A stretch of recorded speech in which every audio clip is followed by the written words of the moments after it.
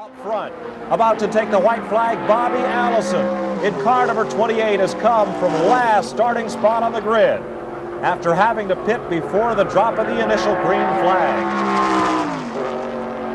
One more lap to the checkered flag for Allison and his black and silver Chevrolet that will be retired at the end of this race. Mikey can't let up for a moment because Terry Labonte, you can see, not too far behind Allison as they go through the S's here and move into turn 6. Labonte has been very impressive today and closes on Allison at turn 6. But oh, Labonte gets loose out of the turn. And that allows Allison to pad his lead as he goes to turn 8. Terry Labonte, at 24 years old, Grand National Racing's youngest active winner, trying to track down one of the drivers that knows this course the best into the backstretch. Last June, this race was decided between Waltrip and Bonnet on the last turn of the last lap. It could happen again. Can he pick up the draft? Here's where he'll have to do it. He'll have to gain a lot of momentum going down this long backstretch if he's going to catch Allison. At 180 miles an hour, that draft will have some effect this far back. Allison is through the dogleg and dives into turn number 9 for the final time today. On the last of 119 laps around this 9-turn road course, there is the interval between Allison and young Terry Labonte. Experience and age versus youth and determination. It is Allison who perseveres and takes the checkered flag to win the Western 500. The green flag is out. Less than 2.5 miles to go in this Pocono 500 as Richard Petty pulls out a lead. 1 lap to go to the finish. This will be a sprint. Petty is out in front right now, but the field is charging on. Cale Yarborough sitting right behind Petty. Waltrip sitting right behind Yarborough. The crowd certainly thinks that this is a battle for the lead as Yarborough puts a nose and then a full length of car ahead of Petty. One set of scoring charts shows Yarborough in the lead. One set shows him 1 lap down, so some confusion. Now Darrell Waltrip pulls alongside Petty. It is Yarborough out in front. Waltrip making a challenge alongside Petty. That could be a challenge for the lead. There is still some question whether 27 or 11 is actually in the lead. Now Yarborough brings it down to the line. Cale Yarborough is leading Darrell Waltrip. The crowd is cheering. They're cheering for Waltrip. They're cheering for Yarborough as Yarborough comes through the last turn and heads for the checkered flag. But who is actually the victor of this race? Here comes Yarborough, the checkered flag being given to Yarborough. Waltrip right behind him, but still a question mark. Which one of these two cars has won the Pocono 500? Cale Yarborough or Darrell Waltrip? Richard Petty, wait and watch. Stevie Waltrip and Darrell have already begun to celebrate, and here comes Yarborough's car out of victory circle. They're going to roll Darrell Waltrip's machine in. Here comes the Waltrip car, and Darrell Waltrip has been declared the winner of the 1981 Pocono 500. So the celebration now begins. This is going to be the battleground just 1 lap from now. The white flag is out. The final lap of the Winston 500 is underway. Baker and Allison open it up by about 2, perhaps 3 car lengths over Waltrip and Rudd. We're coming to a finish. As we came down for the white flag, Rudd caught himself alongside of Waltrip. And as we commented earlier today, when you're running side by side, you can't go as quick, and that might have cost Waltrip and Rudd victory. Lap traffic in front of them as they go down the back stretch for the final time. Bobby Allison will lead Buddy Baker into turn 3. A year ago, Buddy Baker led Dale Earnhardt into that same piece of real estate and held on to win it. Up on the outside goes Baker. Down on the inside, Waltrip made a move. Allison, Waltrip sandwiched in the middle. Baker up on the top. Ricky Rudd on the tail end. They're coming to the checkered flag at Alabama International. Bobby Allison has won the Winston 500. Allison wins it, and look at the crew. Look at what a great start to Speed Weeks for Waltrip. A $5,000 bonus. And his earnings now stand in this race at $16,500 plus the $5,000 bonus, kicking him up to about $21,000. Riding the pyramid, Waltrip, and will he win it all? Denny Parsons, the 1975 Daytona 500-mile champion, one of the most likable people in motorsports, hangs on the rear bumper. They go to turn 3. Denny couldn't make his move down the backstretch. I would have thought he'd made it there. Waltrip getting very high in 3 and 4. He's above that last white line. You don't like the line? All the cars have been running up there. All of them.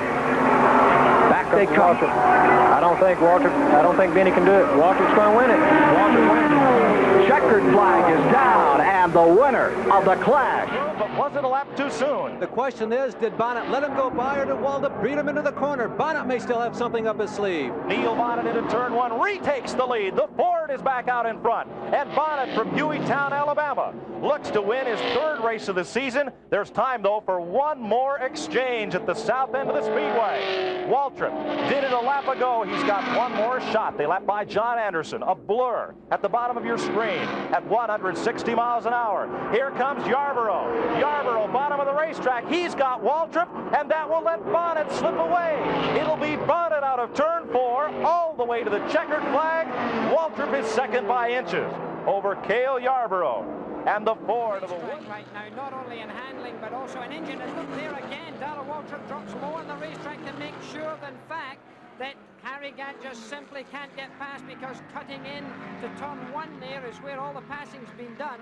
They're on the last lap right now. They've taken the white flag. Down the back straightaway they go. And if Gant's going to make his move, he's running out of time. Well, it's strategy right now. It is going to be, maybe this slower car could play an important part in this as they go high on the racetrack here. The slower car has made good use of the racetrack, been a gentleman, turned low, but now Harry Gant's going to have to make his move. That other car isn't helping him. He's not going to make it. He won't have time. It's Darrell Waltrip taking the checkered flag. Darrell Waltrip. Go across the line that you can see the white flag has been given to him. Harry Gant, 41 years of age, from Taylorville, North Carolina. Cale Yarborough, 41 years of age, from Timminsville, South Carolina, for Sardis. And Richard Petty, 44 years of age, from Randleman, North Carolina.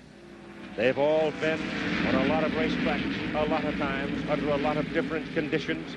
The prize money breakdown's got to be close to $25,000, and here goes Yarborough! He's going for it underneath, going into turn 3. He's got underneath the car. Maybe Harry Gant can draft him again. He's in the slipstream right now, but Harry Gant's come out of the slipstream because he's up at the top. The crowd here absolutely on their toes as they come to the finishing line. Keith. It is Cale Yarborough winning his 4th firecracker. The 6th victory for him on the Daytona International Speedway. So it was with 1 lap to go. There it is. Now he's got to make up his mind. As Darrell Waltrip tried to get out of turn 2 real fast, draft him down the back stretch and get into turn 3 first of all. There's a reputation about Darlington is that there isn't room for 2 cars side by side going into turn 3 if you're really racing. He's not going to do it. I don't think he's going to do it. Well, he's gotten some pretty good blocking action by Neil Bonnet as Bonnet closes him down as they come around turn 4. Everybody is standing in the home straightaway in the stands, cheering there, and the checkered flag goes for Bonnet. And Waltrip right behind them. Petty gets a very smooth start. Parsons in 3rd. Going 4th is Baker. Boyd is in 5th. Labonte jumps to the inside. Labonte trying to pick up some spots as they hurdle down into turn number 1. Waltrip pulling away. Here comes Parsons down the inside. Petty falling to 3rd. Baker in 4th. A.J. Foyt and Terry Labonte, the Texans, side by side as they go down the back straight. And look at that, Labonte sliding up into 4th spot. Auto finish camera is in position. Here they come for the finish. Petty on the high side. Benny Parsons is out in front. This is it. Racing from the world center of speed down the line, throwing a block is Parsons. He tries to hold off Baker. They're coming across. Waltrip does it on the inside. Waltrip went down to the grass, right down to the apron, and made a move to take it all. Harold Kinder, he's about to indicate 1 lap to go. Off the inside went Waltrip, then he came high around a lap car going to turn number 1. It is Waltrip for the advantage by 1. 2 car lengths. Waltrip seems to crawl away in turn number 1 on the 33-degree banking at the west end of the track for the last time. Down they go into the back straightaway. Last time down that 3,000-foot chute. Labonte goes right back up on the rear wall. Moving down the inside comes Ron Bouchard. 3 cars to win the turn number 3. Waltrip seems to be holding the position. 90,000 people on their feet, screaming, cheering as the field comes out of turn number 4. Down they come. Waltrip still with a swim advantage.